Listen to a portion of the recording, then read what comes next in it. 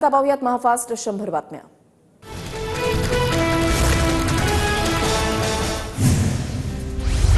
विनोद तावडेंसाठी अनेक पर्यायांची चर्चा सुरू। तावडेंना भविष्यामध्ये मोठी जबाबदारी मिळणार, चंद्रकांत पाटील यांचं सूचक वक्तव्य।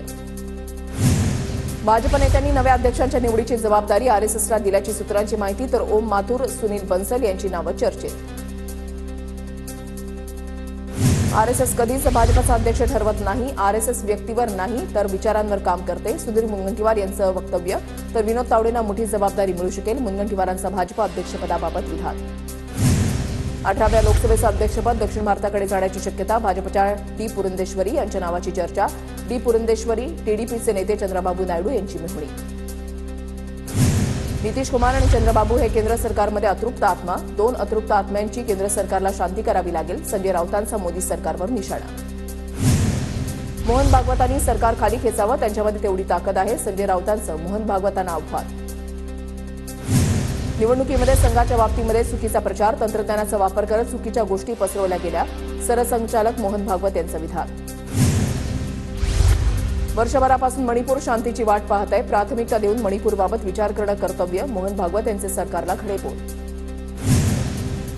मोहन भागवतांनी जे प्रश्न उपस्थित केले ते खरे आहेत, मोहन भागवतांच्या मणिपूरवरच्या वक्तव्याचं सुधीर मुनगंटीवारांचं समर्थन।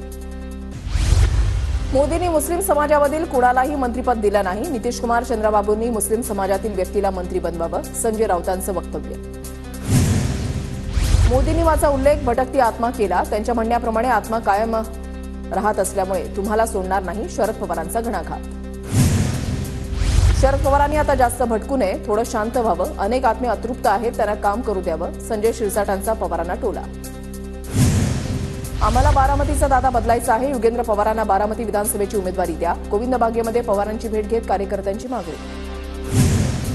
ठाकरे गटाचे 3 खासदार आमच्याकडे येणार, आणखी 3 खासदार आमच्याकडे येण्याची वाट पाहतोय, ठाकरे गटाचे खासदार संपर्कात असल्याच्या चर्चांवर नरेश म्हस्केंचं वक्तव्य।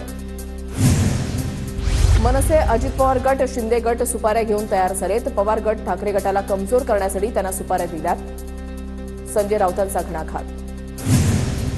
विधानसभेला 185 जागा जिंकण्याचे मवियाचं लक्ष, त्यानुसार कामाला लागा, उद्धव ठाकरेंचे शिवसैनिकांना आदेश, तर जागा वाटपाचा विचार करू नका, ते योग्य वेळी होईल, ठाकरेंचं विधान।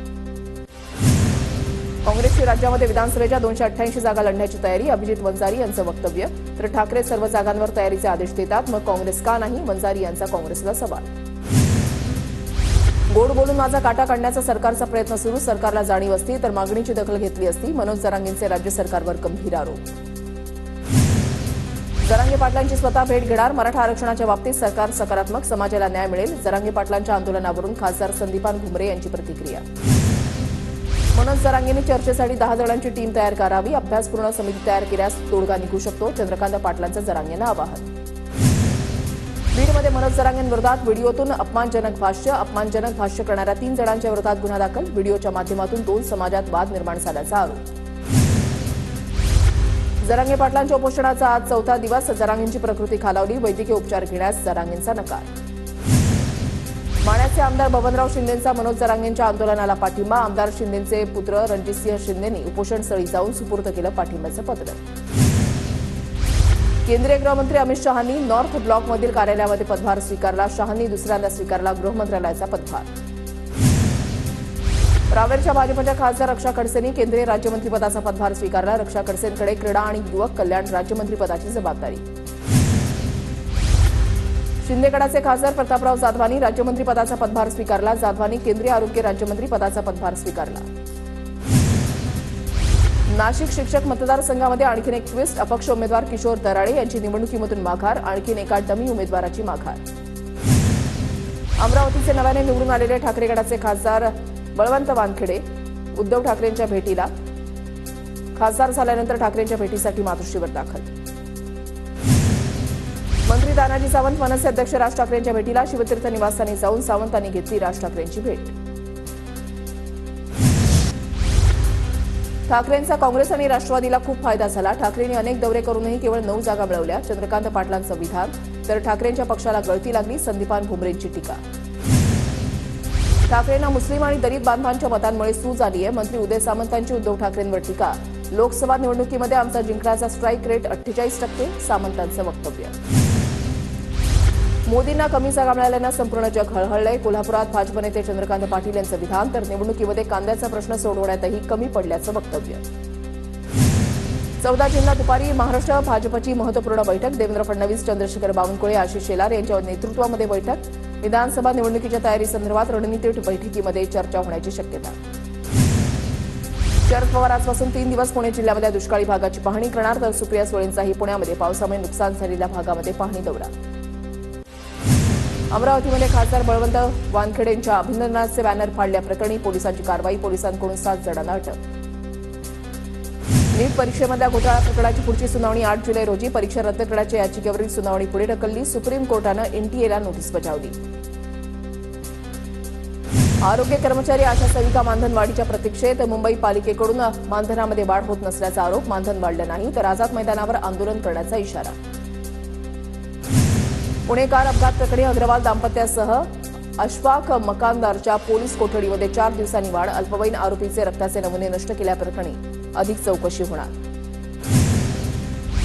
सोलापुरात महावितरणच्या कार्यालयासमोर आंदोलन. सोलापूर तालुक्यामधल्या कासेगावचे ग्रामस्थ आक्रमक. गावाला सुरळीत वीज पुरवठा होत नसल्यानं संतप्त ग्रामस्थांनी कार्यालयाला ठोकलं टाळलं. छत्रपती संभाजीनगरमध्ये जिल्हाधिकाऱ्यांची कृषी सेवा केंद्रावर धाड. जिल्हाधिकाऱ्यांकडून बियाणं, रासायनिक खतांबाबत तपासणी. खरीप हंगामाची पेरणी होईपर्यंत दक्षता घेण्याच्या सूचना. पुणे जिल्ह्यामधल्या पिंपळगाव जोगा धरणामध्ये 0% पाणीसाठा. धरणातील पाणी पातळी खालावल्यानं परिसरातील शेतकऱ्यांसमोर पाण्याचा प्रश्न. राज्यामध्ये पुढील 2 ते 3 दिवस अनेक भागात पावसाचा अंदाज. तर कोकण, उत्तर महाराष्ट्र आणि मराठवाड्याला हवामान खात्याकडून ऑरेंज अलर्ट जारी. कल्याण डोंबिवली पालिकेच्या 12वे परिसरामध्ये जलवाहिनी फुटली. लाखो लिटर पाण्याची नासाडी. जलवाहिनीची दुरुस्ती होईपर्यंत पाणी पुरवठा बंद राहणार. पालिकेची माहिती. वसई, विरार आणि नालासोपाऱ्यामध्ये रिमझिम पावसाची हजेरी. हवेमध्ये गारवा निर्माण. उकाड्यानं त्रस्त नागरिकांना दिलासा. बीडच्या अंबाजोगाईसह काही भागामध्ये दमदार पावसाची हजेरी. मृग नक्षत्रामध्ये पाऊस पडल्यानं शेतकऱ्यांमध्ये उत्साह. बीडच्या पोथळा गावामधील नदी दुधडी भरून वाहू लागली. 2 दिवसांपासून रिमझिम पावसामुळे गावाचा संपर्क तुटला. पावसामुळे शेतकरी सुखावला. बुलडाण्यामध्ये खामगाव तालुक्यात दमदार पाऊस. नाल्यांची साफसफाई नसल्यानं नागरिकांची तारांबळ. रस्त्यावर पाणीच पाणी. परभणीमध्ये मुसळधार पावसाच्या हजेरीनंतर शेतकऱ्यांची पेरणीसाठी लगबग सुरू. बियाणं खरेदीसाठी बाजारपेठेमध्ये शेतकऱ्यांची गर्दी.